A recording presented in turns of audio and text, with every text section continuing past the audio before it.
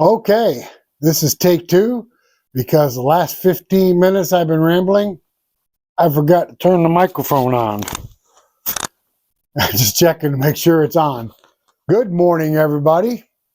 I'm Rick, and this is Two Brothers Outdoors, and welcome back to our channel. Our last video, you saw that we built a stake sharpening machine.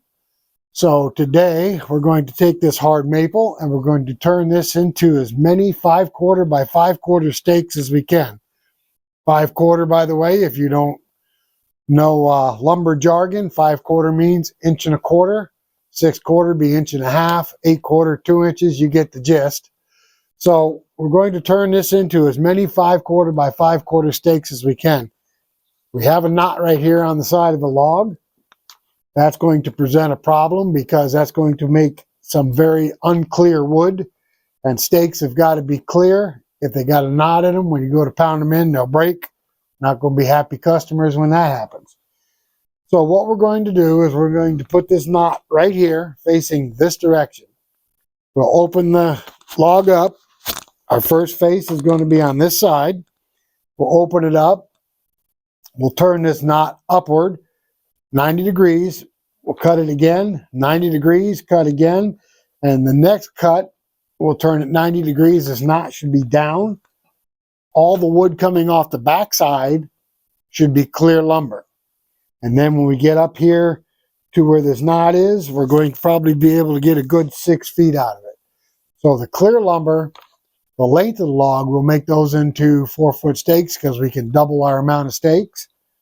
And from this knot down, I'm thinking we can get 6-foot stakes. That'll be clear. So let's open this log up and see what we have.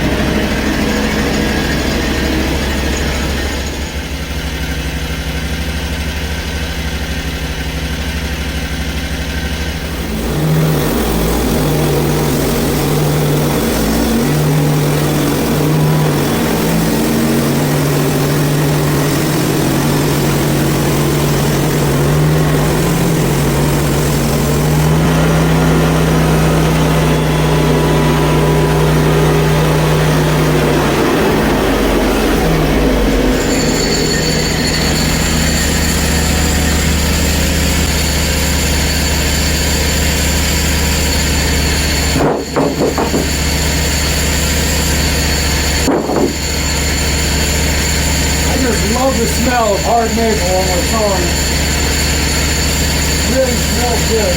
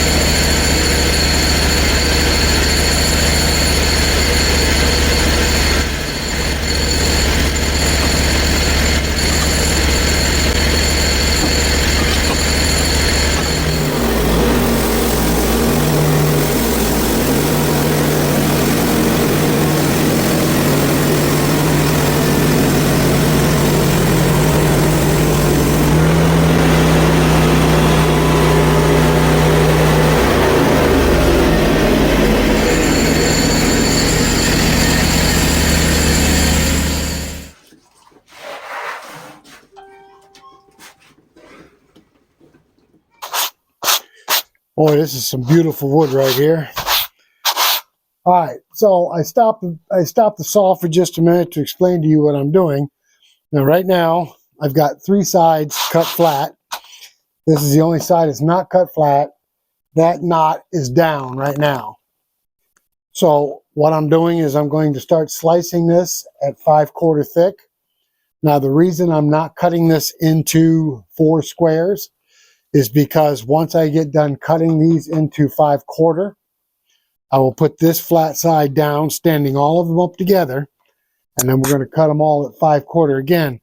But what that's going to do is it's going to give me the square stakes that I need. By not cutting this edge right now, I am saving myself some time, and time, of course, is money. So we're only going to cut 3 sides square, and then once we get this sliced up, we will stand these up with this rough edge up. That'll come off, and then all the cuts after that will be getting our stakes. Okay, I just wanted to explain that to you in case you were wondering why I didn't cut this side flat.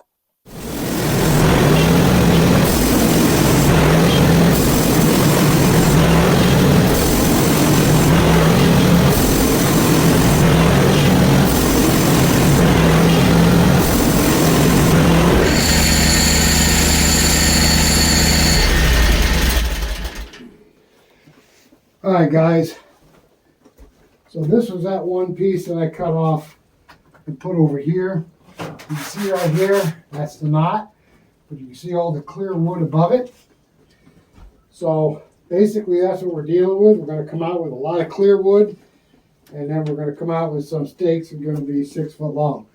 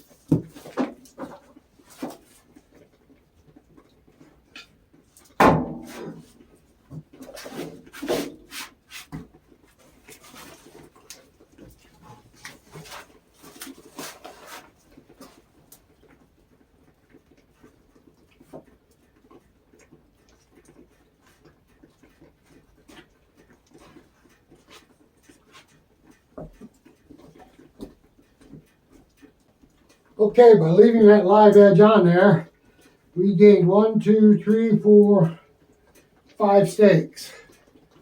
I don't think that's too bad. We're getting kind of close to the dogs, so I'm going to move these. Then we'll inspect them and cut them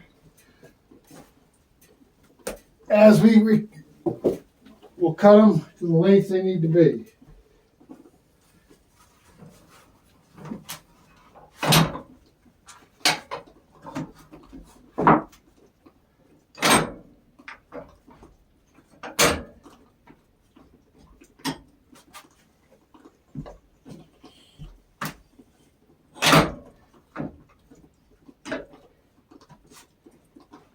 All right, you might wonder why I turned this over, because I couldn't lock the dogs against this bark right here. I can only lock the dogs against solid wood. So I turned it over, solid wood's down. I'm going to get a couple of crappy pieces there, but we still will get 3 good ones.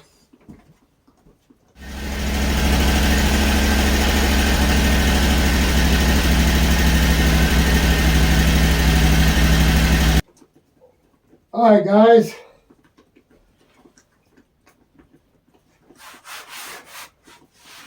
Got a few knots like right here. We got a good 4-footer right here.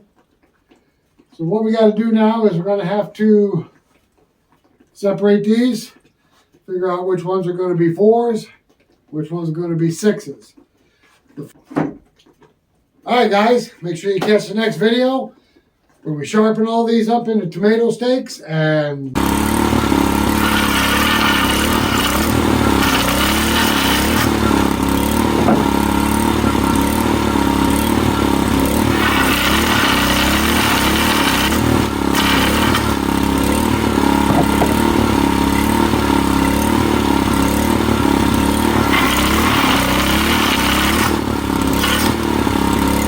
see how the market is. It is spring. No time to waste right now. Alright guys, we ended up with 110 4-footers and 28 6-footers. That ain't too shabby. All we gotta do now is sharpen a point on them and put them on the marketplace. You know, I gotta laugh. I watch myself on the videos and I can see traits of my father as I'm walking now, and you know, I just look like my father did when he was my age. And my grandfather, who was a man of money, didn't get this far though. But anyway, he only wore 2 kinds of shoes that I know of. He wore loafers and he wore boots like this. And I had to laugh this morning. I get up and everything's all muddy out here. And I stuck a pair of boots on and looked down. I'm like, oh, my grandfather. My grandfather wore loafers, but if he was out in the yard, working in the yard, mowing grass or hiking in the woods, he wore boots just like these. Funny how we take after those that came before us.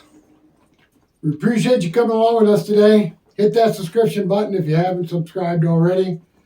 And until the next one, Tim and I will catch you later.